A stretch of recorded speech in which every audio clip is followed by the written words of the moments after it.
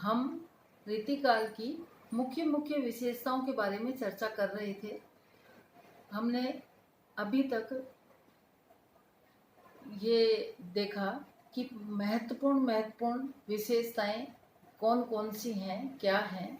उसी संदर्भ में हमने अभी पहले देखा कि अलंकारों का आधिक्य के अलंकार की बहुलता रीतिकाल में या रीतिकाल के काव्य सृजन में हमें देखने को मिलती है। उसी संदर्भ में हम ये देखेंगे कि रीतिकाल की जो प्रमुख प्रवृत्तियां हैं उसमें मुख्य रूप से जो एक भाव या उसकी प्रमुख प्रवृत्ति या विशेषता जो उभर कर आती है वह है भक्ति और वैराग्य का चित्रण। अब हम ये देखेंगे कि भक्ति और वैराग्य ये कैसे संभव हो सकता है कि भी एक तरफ वैराग्य भी है और भक्ति भी है, श्रृंगार भी है। श्रृंगार जहाँ आ रहा है वहाँ भक्ति और वैराग्य का क्या काम है। तो मुख्य रूप से हम ये देखेंगे कि यहाँ पे यह बताने का प्रयास किया गया है या हम यह समझेंगे कि जहाँ कहीं भी किसी भी चीज की अधिकता होती है, अति होती है, वह अरुचि पैदा करती है। अति जो होती है वो सब जगह वर्जित है। एक ही एक प्रकार की हम चीज का उपयोग करेंगे तो हम तुरंत ही उससे उब जाएंगे। लगातार यदि हम मीठे का सेवन कर रहे हैं तो मीठा हमें अरुचिकर लगेगा। हमारी इच्छा यह होगी कि अब हम नमकीन खाएं। लगातार नमकीन खाते हैं तो कुछ इच्छा करेगी कि भाई कुछ अलग हटके खाया जाए। तो वही हमारे यहाँ हम इसमें देखेंगे कि रीतिकाल में हमने ये देखा कि श्रृंगार की बहुलता है, अलंकारों की बहुलता है, नारी का चित्रण किया गया है, श्रृंगार का बाहुल्य है। जब जहाँ श्रृंगार है, अलंकार है, जहाँ सुंदरता है, लावण्य है, जहाँ मन को मोहित करने वाले, मन को रंजित करने वाले, मनोरंजन जो को मन को रुचिकर लगने वाले जो चित्रण किए गए हैं, उनके स्थान पर हम अचानक भक्ति और वैराग्य का चित्रण देखने को मिले तो एक मन में यह जिज्ञासा या प्रश्न उठेगा कि भाई अचानक भक्ति और वैराग्य कैसे आ गया। तो हम यहाँ देखेंगे कि रीतिकालीन साहित्य में श्रृंगार का रस राजस्व होते हुए भी भक्ति और वैराग्य की भावना का प्रकाशन भी यत्किंचित प्रयास किया गया है। यत्किंचित मतलब थोड़ा बहुत प्रयास किया गया है।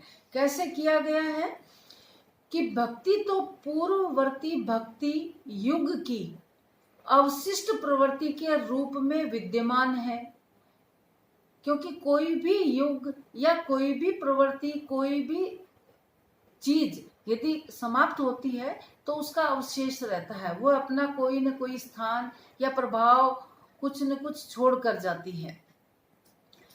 तो यहाँ पे हम देखेंगे कि जो भक्ति है वह पूर्ववर्ती जो भक्ति युग की अवशिष्ट प्रवृत्ति के रूप में विद्यमान है यहाँ पर भक्ति।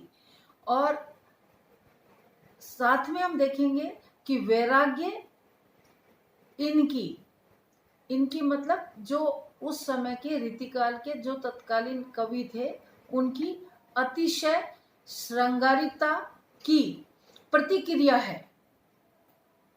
ये जो पहले अपन ने देखा अरुचि वाली बात, ऊब वाली बात, वो यहाँ आती है कि जो अतिशय श्रृंगारिता थी उसकी प्रतिक्रिया है।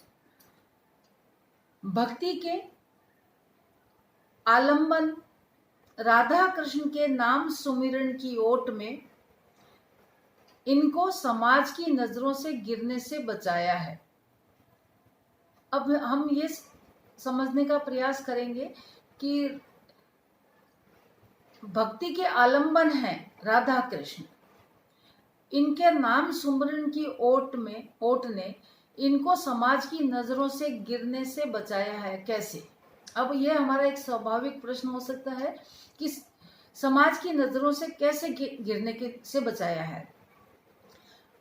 यहाँ पर हम इसको ऐसे समझेंगे कि सीधा सीधा यदि कोई व्यक्ति रसिक बातें करता है या श्रृंगार की बात करता है या किसी के मानसिक सौंदर्य का वर्णन करता है या किसी के बाहरी व्यक्तित्व का, उसका रंग रूप, उसका पहनावा, उसके वस्त्राभूषण की प्रशंसा करता है या उसके रूप लावण्य की चर्चा करता है, तो उसको अश्लील मान लिया जाता है, उसको समाज स्वीकार नहीं करता है और उसको यह एक परिधि में बांध दिया जाता है कि वह नहीं कर सकता है।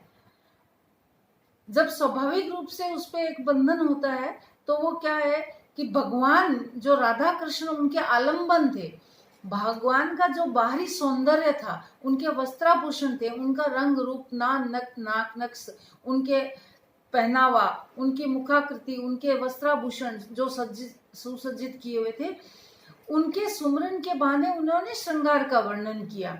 तो जहाँ प्रभु की हम प्रशंसा कर रहे हैं, उनका नाम स्मरण कर रहे हैं, तो समाज उसको स्वीकार करता है, उसका विरोध नहीं कर पाता है। राधा कृष्ण नाम का सहारा श्रृंगार के विभिन्न मांसल और उत्तेजक विलास क्रीड़ाओं को निर्भय होकर प्रकट करने का प्रमाण है। हम ये देखते हैं कि रीतिकाल के कवियों ने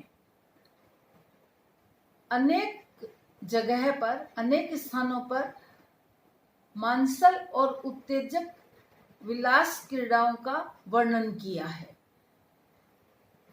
यहाँ पर हम देखेंगे कि डॉक्टर नगेंद्र के अनुसार भक्ति एक ओर सामाजिक कवच और दूसरी ओर मानसिक शरण भूमि के रूप में इनकी रक्षा करती है। इसको हम इस तरह समझेंगे कि राधा और कृष्ण की स्तुति के बहाने उनको एक सामाजिक कवच मिला और दूसरी तरफ मानसिक शरण भूमि के रूप में उनकी रक्षा करती थी। वह जीवन भर श्रृंगार पंख में डूबने वाले कवि जीवन की संध्या में हरि नाम का सहारा भी ढूंढते थे, क्योंकि जब हम आजीवन किसी में डूबे रहते हैं तो अरुचि हो जाती है। जहाँ अरुचि होगी तो हम उससे उबरने का प्रयास करेंगे, उससे निकलने का प्रयास करेंगे, कोई न कोई रास्ता, कोई न कोई मार्ग, कोई न कोई सहारा हम ढूंढने की चेष्टा करते हैं। वृद्धावस्था में असक्त होकर केशव, देव, पद्माकर आदि सभी प्रमुख कवि वैराग्य से ग्रसित दिखाई पड़ते हैं। देव ने अपने मन को प्रशिक्षित करने का प्रयास किया है। वह इस प्रकार देखें कि ऐसो जो हो जान तो कि एह तू विषय के संग, ऐसे मन मेरे हाथ पांव तेरे तोर तो। अर्थात वह ये कहते हैं कि आजीवन श्रृंगार रस में डूबे रह करके वह यह अभिव्यक्त करना चाहते हैं जीवन की अंतिम बेला में, जीवन के अंतिम पड़ाव पर जब उन्हें उनका शरीर असक्त हो गया, मानसिकता कुछ कमजोर होने लगी, तो उन्होंने इस बात को स्वीकार किया कि हे मन, यदि मैं ऐसा ये जानता कि शरीर की, मन की यह स्थिति होने वाली है, तो मैं तेरा विषय को संबोधित कर रहे हैं। विषय यहाँ भोग विलास का प्रतीक रूप में आया है कि तू निरंतर विषय के साथ में भोग विलास में डूबा हुआ है, आकंठ डूबा हुआ है, तो भी असंतुष्ट है।